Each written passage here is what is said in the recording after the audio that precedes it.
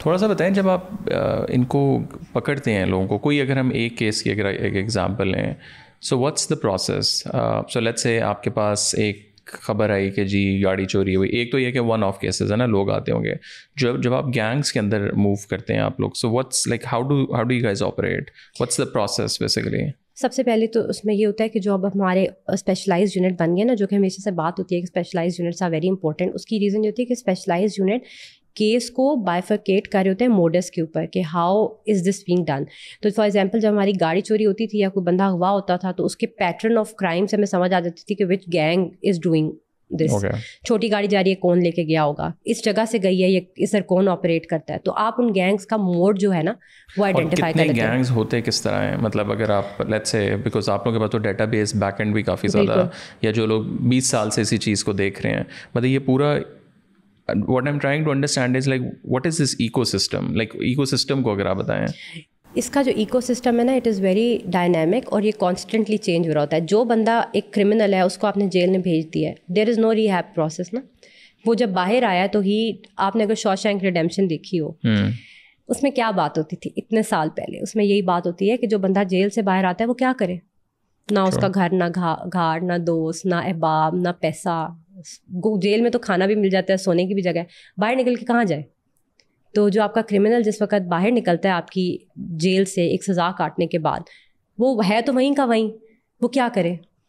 تو وہ ایک دن بھوکا رہے گا, 2 دن بھوکا رہے گا, تیسرے دن گھر والے لے جائیں گے, چوتھے دن, 5ویں, 6ٹھے دن, 7ویں دن اس کو روزگار چاہیے. اس کا تو روزگار کرائم ہے, کیونکہ اسے آتا وہی ہے, اس کو آتا ہی وہ ہے, اس کے پاس there is no other capacity to do anything else. اس کے بعد پھر وہ جیل میں جن لوگوں سے ملا ہے, جیل کے اندر بھی اگین ایک پوری ایک ایکالوجی ہے, وہ کرمنلز ہوتے ہیں, وہ اکٹھے ہوتے ہیں وہاں پہ جیل میں. اگر آپ بیٹھے اندر تو وہاں پہ یہی گلوبلی اسٹڈیز اس کے اوپر بہت ہوئی ہیں, ہماری شاید میری نظر سے نہیں گزری, مے بھی ہوئی ہو, کہ وہ اندر بیٹھ کے ایک دوسرے کو کرائم کی کہانیاں سنا کے بتا رہے ہوتے ہیں کہ میں کتنا بڑا کرمنل تھا.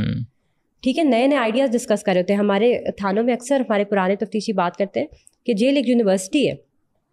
اگر وہ پہلے ایک طرح سے گاڑی چوری کرتا تھا, اندر سے وہ 3 نئے طریقے سیکھ کے باہر نکلتا ہے. پھر وہ اپنے جیسے لوگ دیکھنا شروع کر دیتا ہے. پھر اندر انہوں نے بات کی ہوتی ہے کہ میں ابھی نکل رہا ہوں, تم کب نکلو گے. وہ ویٹ کرتے ہیں کہ اگلا بندہ کب باہر آئے. وہ باہر نکل کے رابطے کرتے ہیں اور ایک نیا گینگ بن جاتا ہے. اکثر ہمارے وہ گینگز ہم پکڑتے ہیں جو کہ مہینہ پہلے, 2 مہینے پہلے جیل سے نکلے ہوتے ہیں, اور تبھی ہم پھر بیٹھ کے سوچتے ہیں کہ اب کیا کریں. ابھی ان کو جیل میں بھیجا تھا, باہر نکلے, یہ پھر وہی کر رہے ہیں.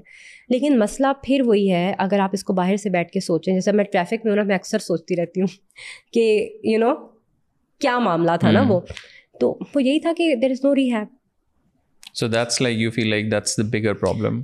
جیل کو ایک یونیورسٹی کی طرح ہونا چاہیے, اور جیل کے ساتھ مجھے لگتا ہے I don't know how it can be done, جو ریلیٹڈ لوگ ہیں وہی اس میں بتا سکتے ہیں. اسکل مینجمنٹ ہونی چاہیے, اندر بندے کو کچھ سکھانا چاہیے, باہر نکل کے اس کو کوئی بیسک اسٹائپینڈ ٹائپ ہونا چاہیے کہ تم یہ کام کرو گے تو تمہیں اتنے پیسے مل جائیں گے. اس کو ہمیں ری انٹیگریٹ کرنا چاہیے سوسائٹی میں. جب تک ہم ایک کرمنل کو, اگین وہی جیسے ہم نے شروع میں بات کی, they are not enemies, they are people who have followed a deviant path. تو you have to reintegrate them into society. آپ نے ان کو اچھا پارٹ آف سوسائٹی بھی دکھانا ہے کہ یہ تو کوئی, دیکھیں ایون اگر کئی دفعہ ہوتا تھا میں بیٹھ کے اگر انٹیروگیشن میں جب آپ بات چیت کرتے ہیں نا, تو اینڈ میں بات یہی نکلتی ہے, بے روزگاری ہوتی ہے, بھوک ہوتی ہے, سمجھ نہیں آ رہی ہوتی کیا کریں, اور پھر معاملات چلانے ہوتے